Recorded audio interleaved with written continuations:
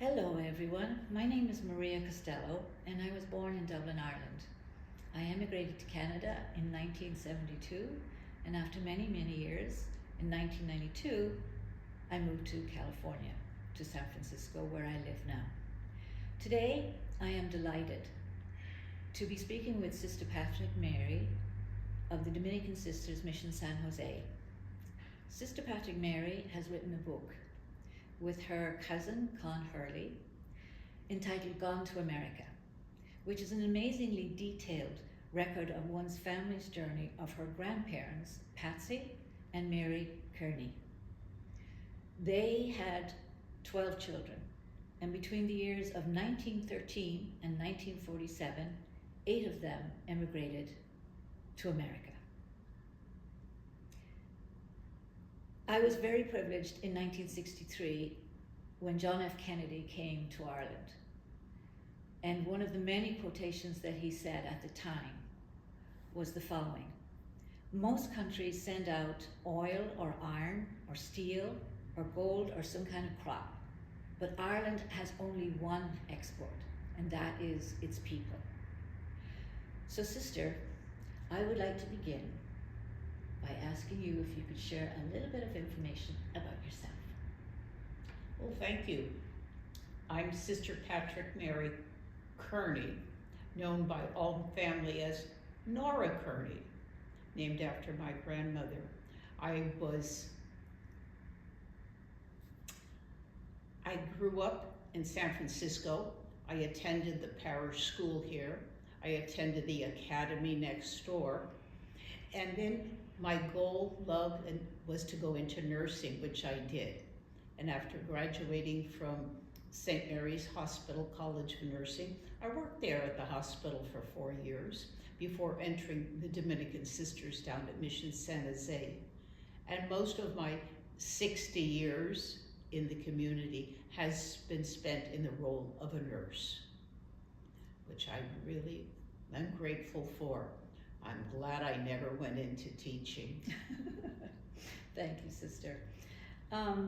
Well, before I would like to start by asking, when you and Con set out to write this book, aside from the story of your family's journey to America, was there any particular message that you wanted to share with or tell your readers about the experiences that they had in telling this story?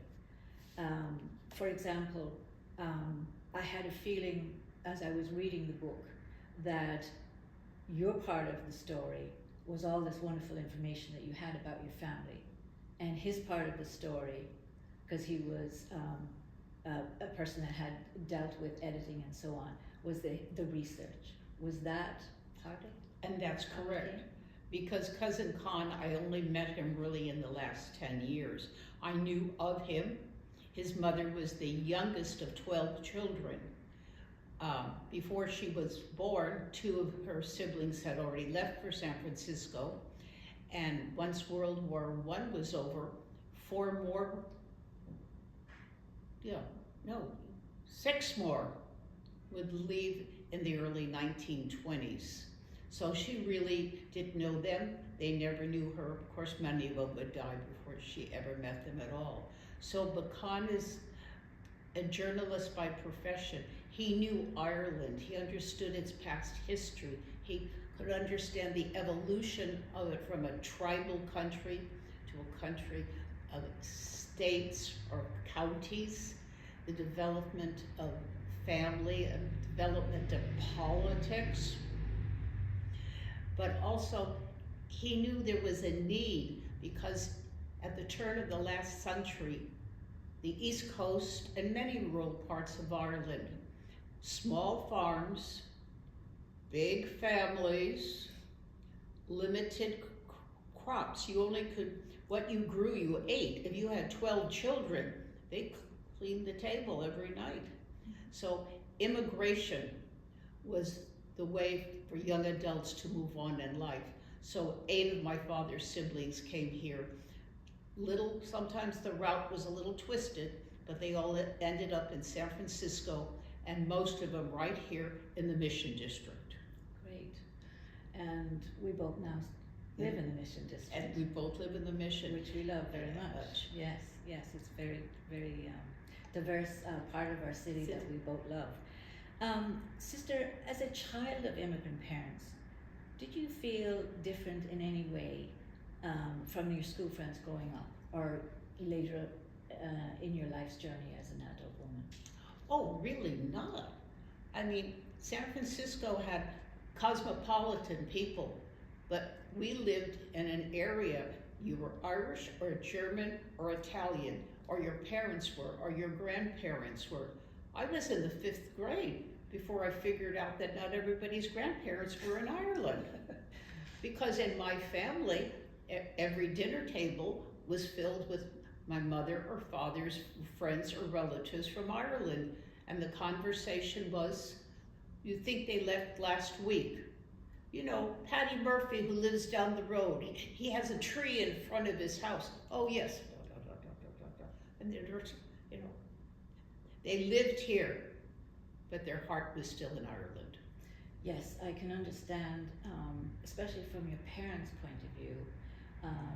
When I left home, I was only 20, and I remember feeling after a period of time that I felt I was in a limbo situation insofar as that the people that I worked with or socialized with, I couldn't truly identify with them because they were born here, I wasn't. And then when I went back to Ireland and was so excited to see my friends and pick up, you couldn't really do that because you had left. And That's once right. you left, it changes in times. So I have a feeling that your parents did feel that, and your aunts and uncles, but not yourself. But I was just curious if it kind of filtered down. Yeah, okay. I also wanted to ask you, Sister, that in the book there's a reference to a time that your father, Pat, went back to Ireland in 1932 to attend the Eucharist Congress. At the time, the family didn't know why, and it was never really discussed. Later, he came back. Unfortunately, it took a long time for him to come back because he got TB, which was very bad in all over the world, but particularly in Ireland. And some of my distant relatives suffered as a result of that. And then after 4 years or so, he married your mom, and you were his firstborn. Was your father very religious, do you think, when you were growing up? I don't think my father was very religious. My mother was the religious one, you know, on your knees every night for the family rosary. But my father was devoted to his family, worked hard, only had really one job ever since I was born, or we moved back to San Francisco. He worked for the railroad, so it was stability, provisions for your family. And of course a member of St. James Parish, you know, down the street. Mother went to the 7 o'clock mass. Children went to the 9 a.m. mass. My father went to the 12:15 mass. We never went because somebody had to stay home with little ones, you know how that goes. So would you say that then when you grew up and became a nurse, and that was a passion that you had and you wanted to do, later on then you decided you were going to enter the convent? Oh yes, I had no intention of entering the convent when I was in grammar school or high school. One nun in the high school said to me, "Have you ever thought of becoming a nun, dear?" Me? Oh no, I'm going into nursing. That was my passion. That's what I followed. And that's why I was in nursing school and then worked 4 years in the hospital. Then the idea of becoming a Dominican sister grew and came forward. And then in 1962, I entered the Dominican Sisters down at Mission San Jose on a Saturday. And on Tuesday, I started working in the infirmary. Fantastic. Now, was there a particular reason you picked the Dominicans? Because I had been in school with them since the 1st grade. And my mother said, thank goodness, those mercy nuns, they're pretty strict out there in the hospital. Stick with the Dominicans, girl. Very good. So we still have the Dominicans here in the mission, and relation to the ICA Academy and also St. James School, which is going to be 100 years this coming 2025. That's which right. is a fantastic legacy to have, and for you and your family to be part of that. Yes, I'm sure. Do you have any thoughts and opinions about how Irish women who immigrated, often on their own, managed their lives? Do you think that they felt lost without a man to have to travel with them? Because many of those women, as we know, came on their own, and guide them? Or do you feel that these women were very strong and very confident? I think they were strong. I knew they were confident of themselves, because years ago, women in Ireland living in rural areas, they had no money. They worked in the house, they made butter, they milked cows, they took care of siblings. Where would they get cash unless somehow someone in America would send the money and the ticket? So they all traveled basically by themselves, and they knew where they were going, and they knew why they were going.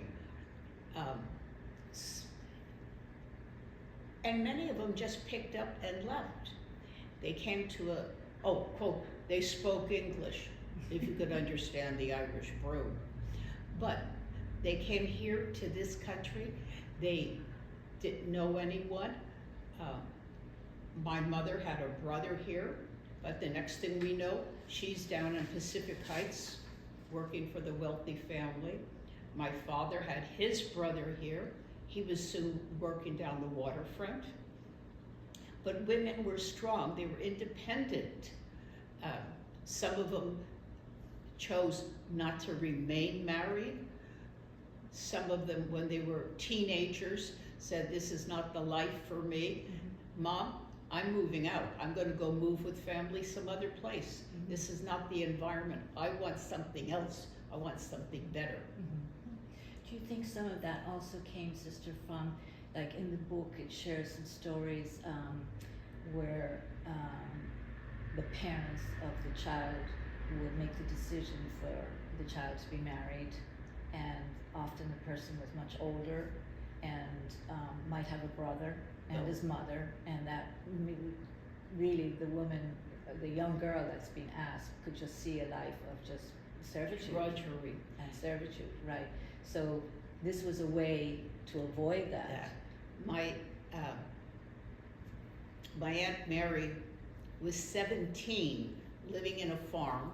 She had one brother in America and 10 siblings at home. When she overheard her parents talking with the village matchmaker, and she listened, and she said, I remember him. I see him down in the village at Mass on Sunday, and he has spittle in his beard. Yes. He also then had an older brother and sister in the farm. So basically, the man with the beard wanted a housekeeper and a servant, mm-hmm. and to keep his bed warm at night. Mm-hmm. And she said, this is not going to be my life. Mm-hmm. So she was 17. She wrote to her brother in Douglas, Wyoming, on a sheep ranch, and he sent her $100 and a ticket. Give $25 for your fare to get to America or go through immigration. Give $25 to confirm your passage on the boat, mm-hmm. and give $50 to our parents. And she took off, and she wasn't 17, so when she got into America, she was under the umbrella of Traveler's Aid. Mm-hmm. And when she got to Douglas, Wyoming, her brother wasn't there to greet her at the hotel where he lived. He was out herding sheep. Mm-hmm. So they kept her in the hotel until he would come in from the hinterlands, mm-hmm. to claim her. And she got a job then working in somebody's home, mm-hmm. as like a nanny. So I agree with you. I mean, confidence, you have to, and a backbone and all of these things. And I think a lot of times too, when they were even much younger, before they were marriageable age, they were often sent to another family that was in need of extra help. Even though they're coming from a family of their own that was quite large, they would be sent to another family for a period of time. And they didn't have any say in that, you know, No. and sometimes it was for years at a time. And unfortunately, sometimes it was like being a servant. You weren't always like considered part of the family, so to speak, you know, like a sibling in a Yeah. sense. So it was hard. So I think a lot of their background was building up to a time and an age, you know, that would be absolutely a good start for when they had to make this decision or whatever. Can you, Sister, give a reason why, particularly when the Irish left, that they centered on coming to the mission and San Francisco and the Greater Bay Area? Was there a particular reason other than, we'll say, a specific job or family here, or was it basically those two things, do you think? Even before the earthquake of '06, people lived in, can't say the word ghetto because that's negative, but you know, Italians were in North Beach, the Chinese were in Chinatown, the Irish were here in the Mission District because it was a working class environment, and they were a working class people. Now, some of them, of course, had more education and more luck, and they climbed up the social economic area, but these were the basic workers. And so they gathered here in the Mission District. We also had better weather. They had homes where they could rent half the upstairs apartments or flats, and they could live downstairs. The rent would pay for the building. And the church was then, the French had their church, Notre Dame de Victoire. The Italians had two parishes, one down North Beach, the other Outer Mission, which was rural for those Italians that were into farming. You know, Hispanics had the church down there off Broadway. We all divided and you clustered around the church. St. Peter's, St. James, the pastor, the assistants were all from Ireland. The Mercy nuns had St. Peter's School, grades 1 to 12 for the girls, Christian Brothers for the boys. It's at church, you walked to church, nobody needed cars, and it was the social circle. That's where you met your friends, that's where you had sports, that's where you had activities, so everything was centered around the parish. Yeah, I was going to ask you that question. In terms of the church, would you say was like a collective bond area that was center to how these families lived once they immigrated here and settled? That yes. became the go-to, in a sense, that was like the glue that kept it all together. So would you say they stayed that way? They didn't branch out into each other's, like as you said, the Chinese were in Chinatown and the Italians were in North Beach and so on. Do you remember growing up, were there situations where you would go to each other's parishes for various things, or was that just strictly as you explained it? As I said, my father was one of the 8. 7 of them are residing in Holy Cross Cemetery today. But all of them at one time had a home here in the Mission District. It wasn't until World War II came along and the young men came back with the GI loan. And one cousin, he had $50 in his hand, and on his Sunday, he put down payment on a house in the Avenues, $50. So all these big flats became vacant because all of the young people coming back saw more life. Now, everybody had cars, telephones, eventually a television would come, and there was a lot of revolution going on, especially in Central America.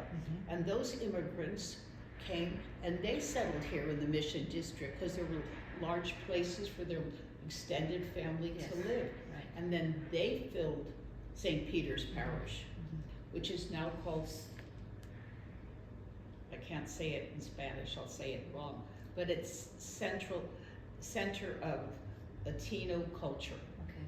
Well, 100 years ago, it would be the center of Irish culture. They even taught Irish in the school. So I'm sure you paid many visits to the Irish Cultural Centre, because that was also, besides the church, That's was, right. and still is going very strong in the community still in San Francisco.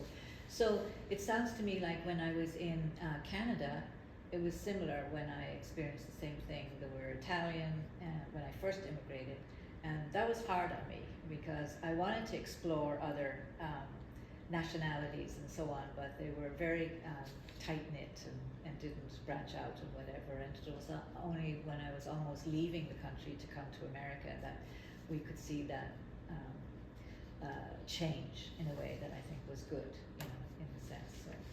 So